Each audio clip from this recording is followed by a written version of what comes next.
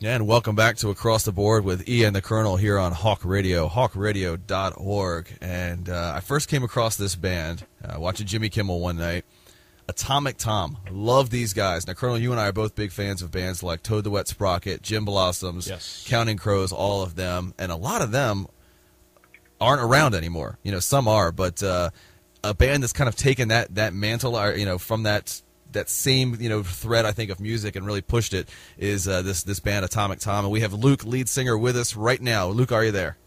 I am. Thanks for having us, guys. Yeah, absolutely. And you guys are from the East Coast like us. You're out of New York, yeah?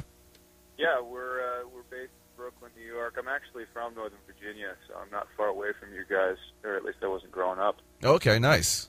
Where in Northern Virginia, like Fairfax? Fairfax, Manassas area. Perfect. Okay, yeah, that's a couple hours from us. Nice, yeah.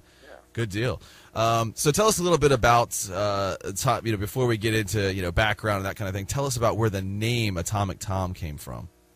Atomic Tom is the world's smallest superhero. Okay.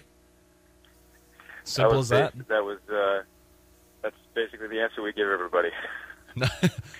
No more Fair background enough. than that, or just that's what we're putting out there in the world. Fair enough. That one right there. Yeah. World's smallest superhero. We'll go with that then. So, you do lead vocals, and do you do? I don't know this. Do you do most of the songwriting? I assume you write the lyrics for the band as well. In the beginning, definitely over the beginning years, I wrote a lot of the demos and a lot of the parts. But if we don't do the songwriting together, we do the arranging and production together. We try to do as much as possible together. It's really become kind of a four-person unit. I know for the record that we just put out, we did a lot of pre-production where all four of us were just kind of emblazoning, everything about ourselves and our musical experiences onto the record. Right. In the beginning it was myself, and then I brought Eric on board, the guitar player, and he's really brought a lot of songwriting power to the band. The new album is called The Moment. Of course, I guess the way most people know you, millions of people know you, is from YouTube. Right. That you guys actually, I know it was sort of a publicity stunt, but it was a beautiful one. I mean, it worked to perfection.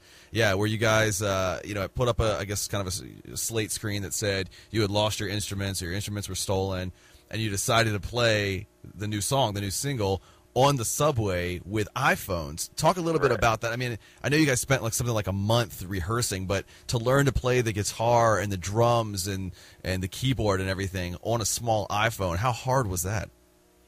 There was definitely a learning curve. I mean, fortunately, the instruments on the iPhones are, representative of actual instruments. So if you know how to play bass, you have the head start there. I'm playing, the bass on the iPhone app.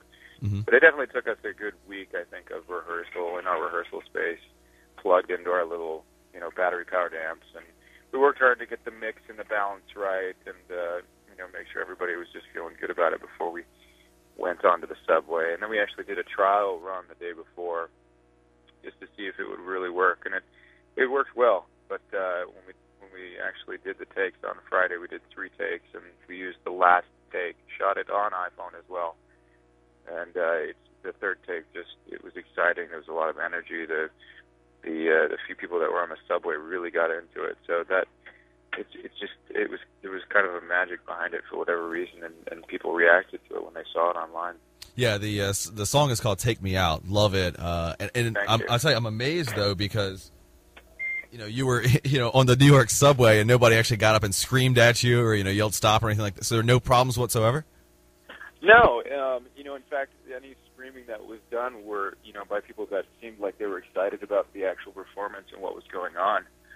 I think you can hear someone in the background saying something like, "This is sick," and so that kind of reaction was really cool. But, yeah.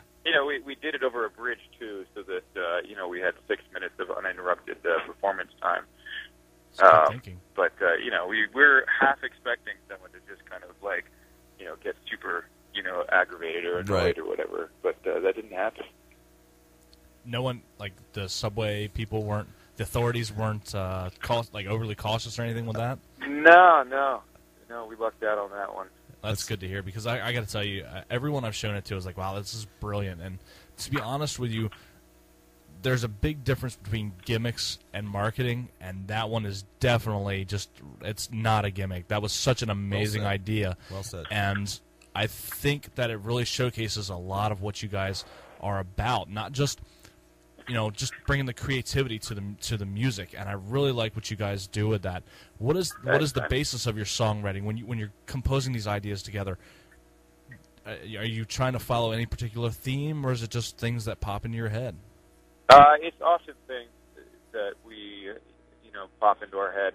A lot of experiences. The moment, the song itself is some very personal experiences. There's a bunch of songs on there that are based on personal experiences, but we've also tried to really hone our songwriting experience to the point where we can kind of, write a story through a song that isn't necessarily personal experience, but something that we would like to write about. And there's definitely a few songs on the album that are, in that vein. I'm trying to think of a way to say this without making it sound like terrible, because it's not meant that way at all. No worries. What possessed you? What made you say that this would be the perfect idea to put this on a subway? I just, that's the only thing I think I'm.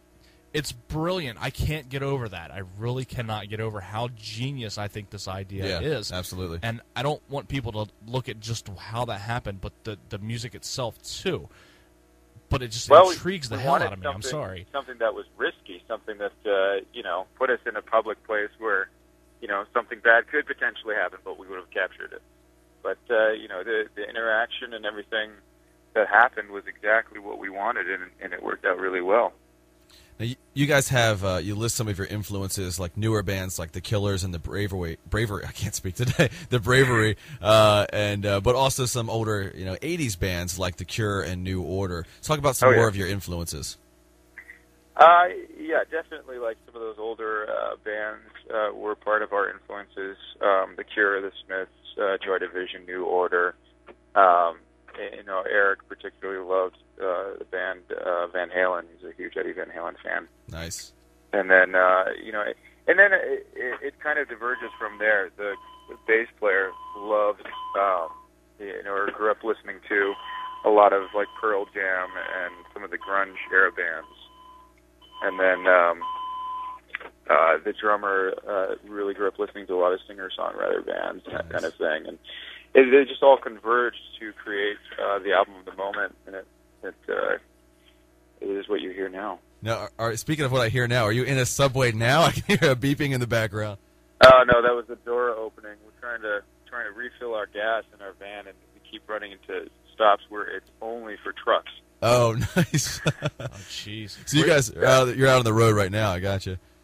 Yep, we're on the road. Nice. Now, we talked to a lot of our guests about being on the road. It's something we're always jealous of. Life on the road as a band, it's got to be pretty sick. What do you take with you that sort of keeps you grounded and keeps you sane while you're out there on the road for so long? Oh, good question. What keeps us sane while we're on the road? Sleep is a big part of keeping us sane. Right. Yeah, absolutely. I got to be honest. And then we try to work as a team.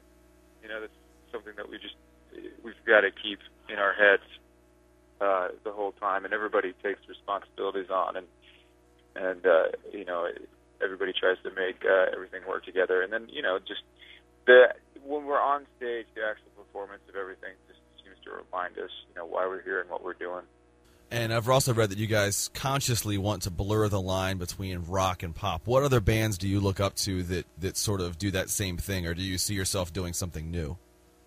I don't know that that's necessarily new per se. I think right. There's bands like U2 and Coldplay who kind of do that huge anthemic rock. Absolutely. It's very popular sounding, and it's there's pop elements to their writing, and it definitely appeals to a large audience. And I think there's several songs on the record that are more bent towards kind of the pop aspect of what we love. Like we love the Beach Boys and those type of pop melodies, and even the newer pop elements like some of the late '90s, early 2000 pop. Lady Gaga and Britney Spears and those elements. A lot of the Dr. Luke and Max Martin writing that's popped up over the past 10 years. We respect a lot of that writing, and often, is what you find in our influences. You recorded the album "The Moment" in a friend's apartment. Is that correct? Yeah, it was an apartment in Brooklyn, and it was a friend of ours, and he basically had built out his apartment to be a studio. And, it took us about 3 months, and we were in there, from like noon till midnight, just slaving away trying to get this record done. And it totally surprised us how good it sounded. And the song, The Moment itself, just ended up being something, we first listened to it, and it sounded great, and we were just really super happy with the way it sounded. Right. I mean, I listened to it. I can't tell the difference between that and something produced in some Uber studio. Did you have, like, constant distractions of, like, noise complaints or anything like that going on? There was one day we had to, we actually got shut down by the cops because someone made a noise complaint. It was kind of funny. But other than that, like, we were able to pretty much work at any time. Nice. Well, that's good. At least, you had minimal distraction from the making of the album, and it's really great. And I think it's really just such a great album. I like it from top to bottom. I really do. Thanks, man. Now, the interesting thing about the record and about the audience is, it's been the demographics. Obviously you have the kids that love music and they're buying records, and the people that are coming out to the shows are those kids. But then you've got the demographics on either side. You've got these younger kids that are coming out, and then older folks too, and that's kind of been very validating for us because we want to write music that is timeless to a certain degree, and you can say that, but actually achieving it is hard. And I respect people and musicians, songwriters that do that, and that's a goal that we strive for. You guys are just getting started, your national tours, and really taking off with your career just on the beginning of that. What do you want your legacy to be? What do you want to accomplish in this industry? And when you look back, when your career wraps up and you're ready to take it easy, I guess, I don't want to say musical tombstone, you know what I mean? But what do you want written about your band? I would say that, again, it's about the songs. I hope that when people look back at Atomic Tom, the songs are the thing that stick in people's minds. I would say that, and just the performance. We've definitely worked hard on bringing a performance to the stage that people that blows even the records that we create out of the water. We want people to just have an awesome time and get their money's worth when they come and support us at these shows. Absolutely. Yeah, that's a big thing, and we really celebrate bands that do that, because, again, especially with the economy these days, people spend hard-earned money on tickets to shows, and when a band just doesn't show up, musically, it's rough. So, that's definitely appreciated. We haven't had the chance to see you yet, but hopefully, if you make it back to your home area, Northern Virginia, somewhere around there, we'll check you guys out. But how can new fans, old fans, keep in touch with you guys? Twitter, Facebook?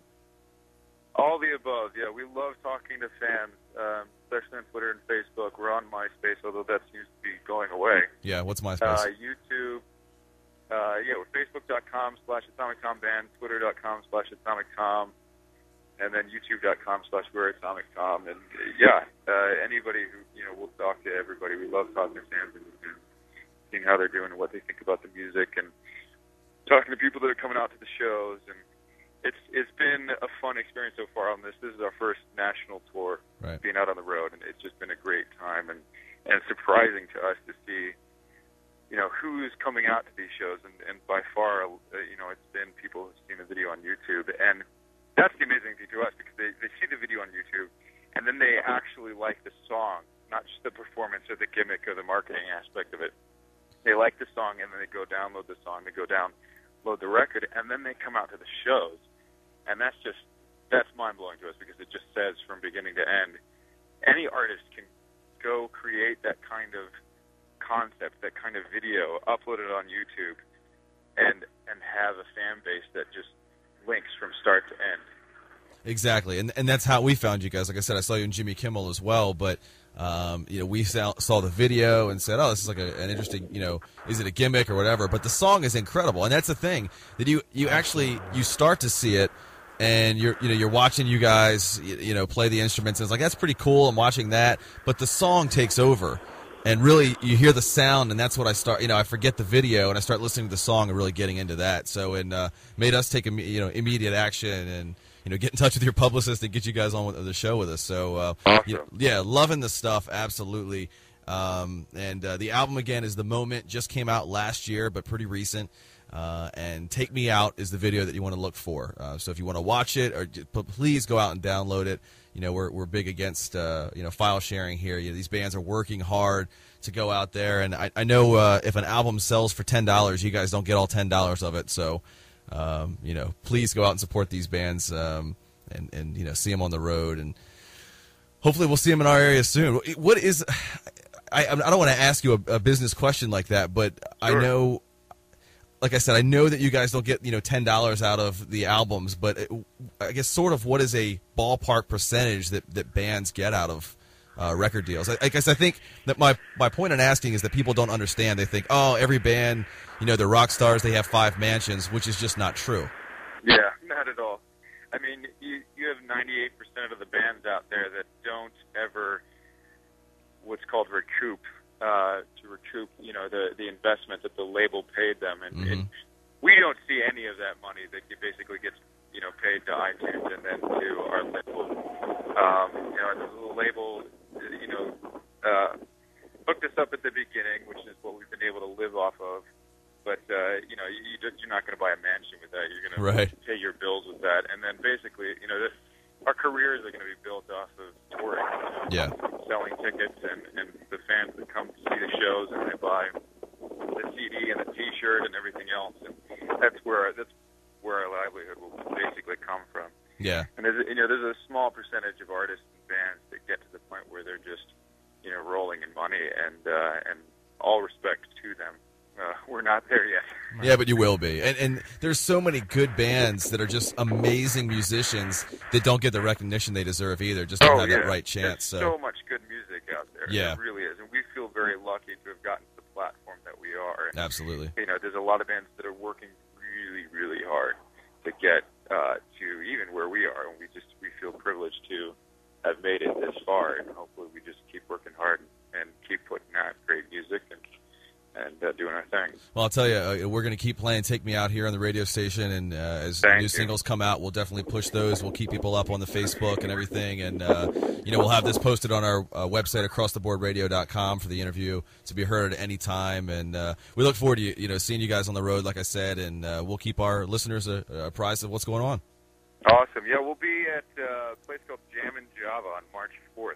I know where that's at. Which is in Northern Virginia. That's one of our favorite places to play in the area. It's Vienna, Virginia. It's a very, very nice place. Yeah, on March. Dodler plays there a lot. Yeah, we'll have to go check that out then. Yeah. That's definitely in our area, so we'll have to meet up with you guys then. Well, Luke, we appreciate it. Again, the new album is called The Moment. Take Me Out as the single. And go see them on tour. Make them some money. Yeah, definitely. Again, go see these guys. Check out Jammin' Java. Let's get that place packed, blow the roof off of that joint. And I guarantee you, if you're a fan of music, once you hear the song Take Me Out, you're a fan of Atomic Tom. Guaranteed, it's done. Love these guys. Luke, thanks a lot. This has been Across the Board with Ian the Colonel on Hawk Radio. HawkRadio.org. Back in a minute.